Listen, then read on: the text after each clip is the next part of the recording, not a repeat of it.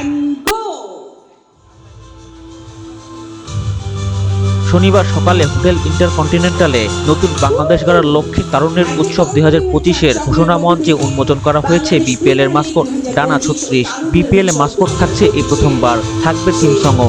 একাদশ বিপিএল এ মাস্কট বাংলাদেশের একমাত্র ফ্র্যাঞ্চাইজি টি-20 টুর্নামেন্টটিকে দিয়েছে নতুনত্বের ছোঁয়া। বিপিএল যে এবার একটু অন্যরকম হবে তা আগেই জানিয়েছিল বিসিবি। জুলাই আগস্টের ছাত্র জনতার আন্দোলনকে মূল ভাবনায় রেখে টুর্নামেন্টটিকে আরও বেশি জনসম্পৃক্ত করার পরিকল্পনা নেওয়া হয়েছে এবং সেটি এসেছে প্রধান উপদেষ্টা ডক্টর মোহাম্মদ ইউনূস এবং যুব ও ক্রীড়া উপদেষ্টা আসিফ মাহমুদ সজীব ভূঁইয়ার কাছ থেকে। তারুণ্য, প্রাণবন্ততা, উৎসব এবং সীমাহীন সম্ভাবনাকে এখানে ডানা শব্দটি পাখা অর্থে ব্যবহৃত হয়েছে। জমকালো এই আয়োজনকে সামনে রেখে একই ছাদের নিচে মুশফিক, শান্ত, তামিমদের পাশাপাশি জাহানারা, সালমা, জ্যোতিরা। বিসিবি সভাপতি ফারুক আহমেদ জানিয়েছেন, বিপিএলকে জনপ্রিয় ও ভিন্ন মাত্রা দিতে এই উদ্যোগ বিশেষ ভূমিকা রাখবে। যেই টিম নিয়ে করা হচ্ছে আমার মনে হয় যে খেলা তো খুবই গুরুত্বপূর্ণ, তার সাথে আমরা যদি খেলাটাকে সবাইকে সম্পৃক্ত করতে পারি, যেটা আগে কখনো হয়নি, এবার নতুন করে আমরা চেষ্টা করব। আমার মনে এটা খুবই ভালো একটা উদ্যোগ। এখন যে কোনো ভালো উদ্যোগকে স্বাগত জানাতে হবে প্রথম, বাট এটা কতটুকু সাকসেসফুল হবে এটা কিন্তু শেষ হলেই বুঝে যাবে।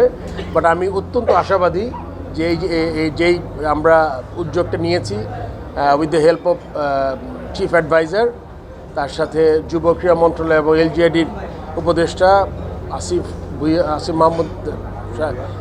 ভাইয়ের সাথে, সজীব ভাইয়ের সাথে, তো আমার মনে হয় যে এই উদ্যোগটা আমার মনে হয় খুব ভালোভাবে কাজ করবে এবং আপনারা খুব ভালোভাবে দেখেছেন, অত সুন্দর পরিচ্ছন্ন একটা প্রোগ্রাম করতে পেরেছি আজকে আমরা। সো ধন্যবাদ যুব ক্রীড়া মন্ত্রণালয়, স্পেশালি যারা কাজ করেছেন নিরন্তর। এটা আমাদের মনে হয় যে it's a good start. Let's see কতটুকু যেতে পারি আমরা এই প্রোগ্রাম নিয়ে।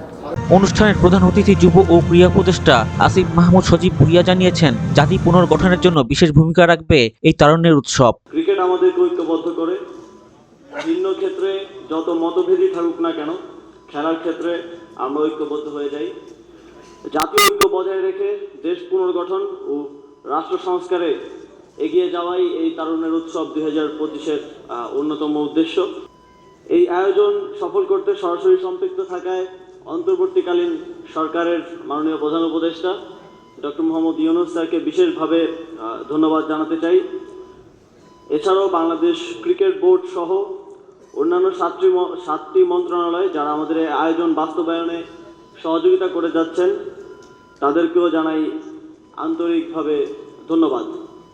শুধু মাস্কটই নয়, একাদশ বিপিএল এর অনেক কিছুতেই স্মরণ করা হবে জুলাই আগস্টের ছাত্র জনতার আন্দোলনকে। মাস্কট উন্মোচন অনুষ্ঠানে ছাত্র আন্দোলনে নিহত স্বজনদের বর্তমান অবস্থাও তুলে ধরা হয়।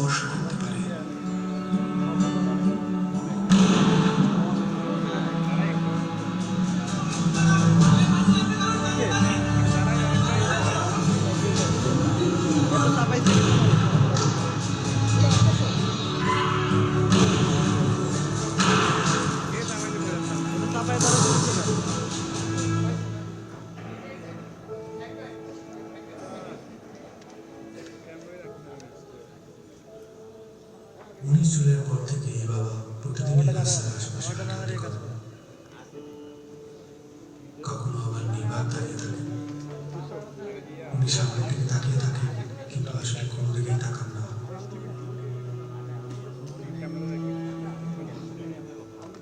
যেসব রাস্তা দিয়ে ওনার ছেলে হাঁটতো, ওইসব রাস্তায় উনি দাঁড়ালে উনি ওনার ছেলের রূপ পান।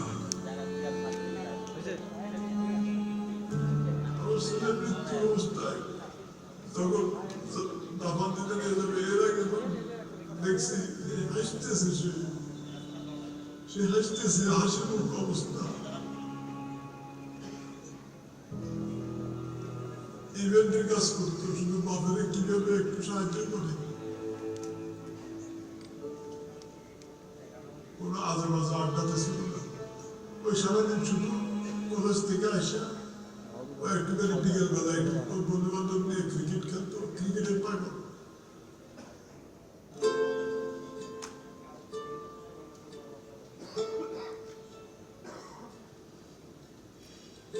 আমার পায়ের পাতা আছে এরকম একটা অনুভূতি হতো, কিন্তু আমি যখন হাত দিতাম তখন থেকে আমার পায়ের পাতা নেই, এরকম একটা প্রচুর অনুভূতি হতো। আমি অনেক কান্না করতাম। এই ব্যথার চেয়ে আমার ওই অনুভূতিগুলো আমার বেশি হতো যে আমার পা আছে।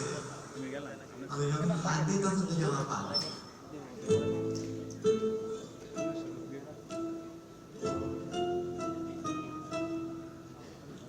এই হসপিটালে আমি অল্প কিছুদিন হলো আসলাম।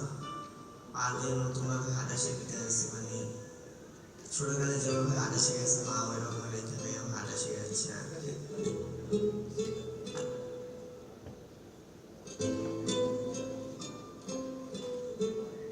একটি প্রতিবন্ধী কিশোর 7 বছরের বাচ্চা ল্যাংড়া মানুষ যদি সংগ্রামে নামতে পারে, তাহলে আমি কেন বসে থাকবো?